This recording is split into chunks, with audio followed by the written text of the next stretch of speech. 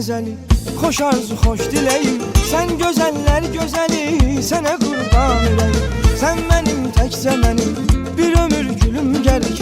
Sən yaşamaq səbəbim, hər nazla dözüm gərək.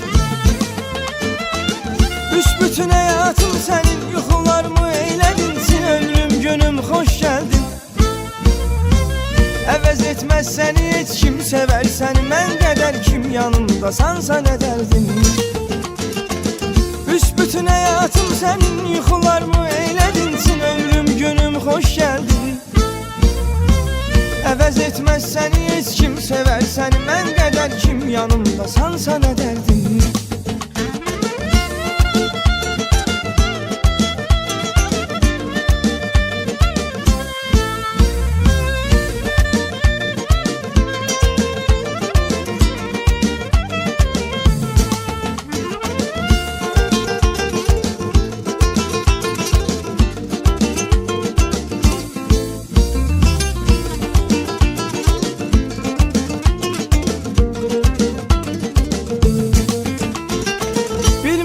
Xoş nə deyəm, ömrüm deyim sənə. Sən xudadan hədiyəm, qurban əkeyim sənə. Çağır məni, mən gəlim, sən mənə doğma kəs. Küssə məndən gözəlim, gəlməyər, gedər nəfəs. Büsbütün həyatım sənin, yuxularımı eylədin. Sin ömrüm, günüm, xoş gəldin.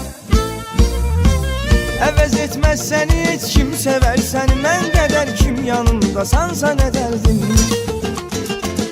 Büsbütün həyatım sənin, yuxularımı eylədin. Sin ömrüm, günüm, xoş gəldin.